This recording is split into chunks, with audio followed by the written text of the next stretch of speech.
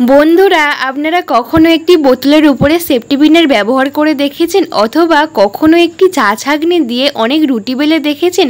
প্রত্যেক দিনের মতো আজও নিয়ে এলাম কয়েকটি দুর্দান্ত কিচেন টিপস, যেগুলো আপনাদের একটু হলেও কাজে লাগবে। তো চলুন তাহলে ঝটপট করে আজকের টিপসগুলো দেখে নিই। আজকের প্রথম টিপস, এখন অতিরিক্ত গরম পড়েছে, আমরা কোথাও বের হলে সঙ্গে কিন্তু একটা জলের বোতল এইরকম রাখি, কারণ জল ছাড়া আমরা কিন্তু কেউ চলতে পারি না। এত অতিরিক্ত ভ্যাপসা গরমে কিন্তু জলটা আমাদের প্রয়োজন।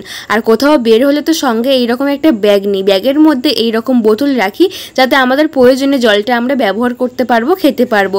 তো অনেক সময় দেখা যায় জলটা রাখলে ব্যাগের মধ্যে দরকারি কাগজপত্র নিয়েছি, জিনিসপত্র নিয়েছি, মোবাইল, টাকা পয়সা অনেক কিছুই নিয়েছি, তখন কিন্তু এই রকম বোতলগুলো কি হয়, যতই আমরা মুখটাকে টাইট করে রাখি না কেন, জল কিন্তু ব্যাগের মধ্যে পড়ে।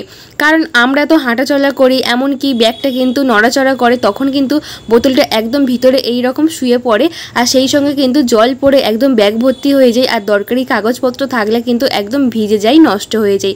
তো কিভাবে আমরা বোতলটা রাখবো, এমনকি দরকারি কাগজপত্র ভিজবে না, প্রয়োজনে জলটা আমরা বের করতে পারবো, বারবার ব্যাগের ভিতর শুয়ে পড়বে না, পড়ে যাবে না।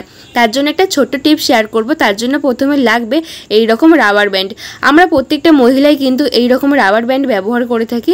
পাতলা নিলে হবে না, এই রকমের মোটা দেখে রাবার ব্যান্ড নেব, আর নিয়ে নেব সেফটি পিন। সেফটি পিনটাকে এইরকম রাবার ব্যান্ড বা গার্ডারের মধ্যে এইভাবে কিন্তু 2 থেকে 3 বার এইভাবে সেলাই মতো করে নিচ্ছি, যেমন সেলাই করে ওইভাবে করে নিয়ে আটকে দিচ্ছি, যাতে খুব মজবুতভাবে আমি বোতলটাকে রাখতে পারি। সেই কারণে এইভাবে করে নেব। তারপর ব্যাগের মধ্যে নিয়ে নেব, ব্যাগের মধ্যে সেফটি পিনটাকে খুলে ভালো করে এইভাবে চিপকে দেব।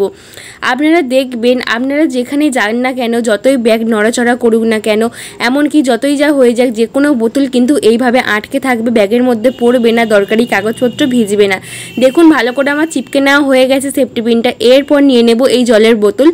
এই জলের বোতলটাকে নিয়ে ভালো করে মুখের মধ্যে এই গার্ডারটাকে আমি ঢুকিয়ে নিচ্ছি। আপনারা চাইলে মুখের মধ্যে দিতে পারেন এইভাবে। মুখের মধ্যে এইভাবে গলিয়ে দিয়েছি এই রাবার ব্যান্ডটা। তারপরে আমি কিন্তু আরেকটুভাবে অন্যভাবে দেব, এইভাবে কিন্তু ভিতরের দিকে একটু সরিয়ে দেব রাবার ব্যান্ডটা, তাহলে কিন্তু আরও মজবুতভাবে বোতলটা থাকবে, একদমই কিন্তু নড়াচড়া করবে না। যতই আমরা ব্যাগ থেকে জিনিসপত্র, টাকা পয়সা, দরকারি কাগজপত্র বের করি না কেন, একটুও ভিজবে না আর পড়বেও না। তো বন্ধুরা, আশা করছি ছোট্ট টিপসটি আপনাদের দৈনন্দিন জীবনে খুব কাজে দেবে। টিপসটি কেমন লাগলো কমেন্ট করে জানাবেন। এইভাবে অবশ্যই আপনারা করে দেখবেন, 100% গ্যারান্টি, এইভাবে করলে আপনাদের কোনো অসুবিধা হবে না। তো চলুন তাহলে পরবর্তী টিপসটি দেখে নিই। আমরা প্রত্যেকেই কম বেশি কিচেন সিঙ্ক ব্যবহার করে থাকি। প্রত্যেক দিন ব্যবহার করলে কিচেন সিঙ্কের অবস্থা এইরকমই জঘন্য হয়, কারণ এর মধ্যে আমরা প্রত্যেক দিনই মাছ মাংস ধুয়ে থাকি, শাকসবজি ধুয়ে থাকি, থালা বাসন মেজে থাকি। আর প্রত্যেক দিন থালা বাসন মাজলে দেখা যায় থালা বাসনের হলুদ একটা যে কষ থাকে সেটা লেগে যায়, এমনকি আয়রনের দাগ জমে। মাছ মাংস ধুলে কিচেন সিঙ্ক থেকে একটা বাজে দুর্গন্ধ সৃষ্টি হয়। তো আজকে আমি কোনো রকম সার্ফ, সাবান, লিকুইড, ভিম জেল কিছুই ছাড়া কিন্তু কিচেন সিঙ্কটাকে একদম পরিষ্কার করে ফেলবো। শুধু পরিষ্কার না, একটা সুন্দর শাইনি চলে আসবে নতুনের মতো, শুধুমাত্র ফেলে দেওয়া জিনিস দিয়ে, কোনো রকম ভিম জেল, লিকুইড ছাড়াই। হ্যাঁ বন্ধুরা, ডিমের খোসা দিয়ে কিন্তু এটা সম্ভব। আমরা প্রত্যেকেই ডিম খাওয়ার পর ডিমের খোসা ফেলে দিই। আজকের পর থেকে আর ফেলবে না। ডিম খাওয়ার পর ডিমের খোসাটাকে একটু ধুয়ে গুছিয়ে রাখলে কিন্তু আমরা অনেক কাজে ব্যবহার করতে পারি। সবার প্রথমে কিচেন সিঙ্কের মধ্যে ডিমের খোসাটাকে দিয়ে একটা কসবাইট দিয়ে যদি একটু আমরা ঘষি, দেখতেই পাবে সেকেন্ডের মধ্যে এই যে হলুদ ভাবটা উঠে গেছে, দেখতেই পাচ্ছেন একদম কিন্তু উঠে গিয়ে একটা শাইনি ভাব চলে এসছে। আর কিচেন সিঙ্কে আমাদের প্রত্যেকেরই এই রকমের নেট মতো থাকে, যাতে এই ডিমের খোসাটা না আমাদের পাইপ লাইন দিয়ে নিচে না চলে গিয়ে আটকে না যায়। সেই কারণে কিন্তু এই নেট মতো আছে, এর মধ্যে কিন্তু সমস্ত রকমের ডিমের খোসাটা আটকে যাবে।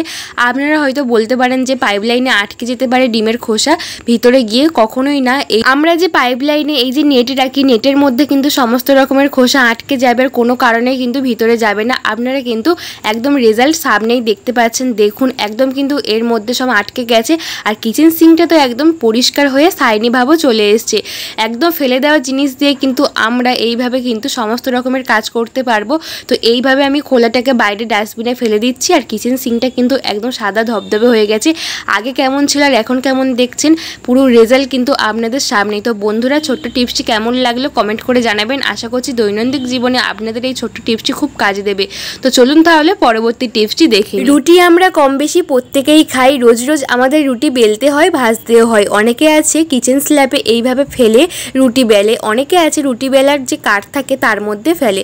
যেখানেই রুটি করি না কেন কিচেন স্ল্যাব বা ওই কাঠের মধ্যে যেখানেই করি না কেন এইরকম কিন্তু আটাগুলো ছড়াই রুটি বেললে, আর তখন কিন্তু বারবার মুছতে হয়, আমাদের সময়টা কিন্তু অনেকটা এর পিছনে চলে যায়।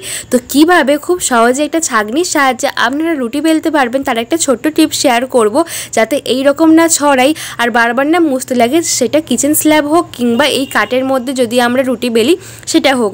তার জন্য ছোট্ট টিপস শেয়ার করব, বারবার যাতে এই রকম না আমাদের মুছতে হয়। তার জন্য একটা আটার লেচি নিয়েছি, এরপর আমি কিচেন স্ল্যাবে দেখাচ্ছি, আপনারা কিন্তু এইভাবে রুটি বেলার কাঠের মধ্যেও করতে পারেন।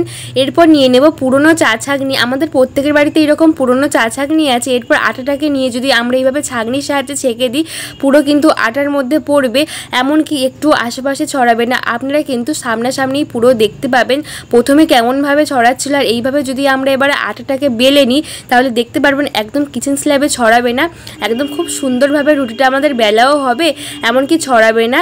এইভাবে কিন্তু আপনারা সংসারের প্রত্যেকটা কাজ গুছিয়ে গুছিয়ে করতে পারবেন। দেখতেই পাচ্ছেন কত সহজে কিন্তু আটাটা একটু ছড়াচ্ছে না আর কত সহজে রুটিটা কিন্তু করা হয়ে যাচ্ছে।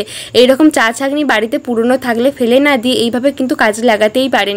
তো বন্ধুরা এই ছোট্ট টিপসটি কেমন লাগলো কমেন্ট করে জানাবেন, আর আজকে আমার এই ভিডিওটা কেমন লাগলো কমেন্ট করে জানাবেন। ভালো লাগলে লাইক কমেন্ট শেয়ার করে আমার পাশে থাকবেন, আর বন্ধুবান্ধব সকলের কাছে প্রচুর পরিমাণে শেয়ার করে দেবেন। তো দেখতেই পাচ্ছেন একদমই কিন্তু আটা একটু কিচেন স্ল্যাবে আমার ছড়ায়নি। এইভাবে আপনারা কিন্তু রুটি বেলার যে কাঠের মধ্যেও করতে পারেন, কিচেন স্ল্যাবের মধ্যেও করতে পারেন। চা ছাঁকনি দিয়ে করলে একটুও কিন্তু ছড়াবে না, আপনারা কিন্তু রেজাল্ট সামনেই দেখতে পাচ্ছেন। তো আমার একটা ছোট্ট রিকোয়েস্ট, আজকের আমার এই ভিডিওকে কোথা থেকে দেখছেন আমাকে কমেন্ট করে জানাবেন, তাহলে আমারও ভালো লাগবে যে আমার ভিডিও কত দূর যাচ্ছে। তো বন্ধুরা আমার চ্যানেল নতুন কোনো বন্ধু হলে অবশ্যই আমার চ্যানেলটাকে সাবস্ক্রাইব করে আমার পাশে থেকো। তো দেখা হবে নেক্সট কোনো ভিডিওতে, ততক্ষণে সবাই ভালো থাকবেন, সুস্থ থাকবেন। টাটা সবাইকে, ধন্যবাদ।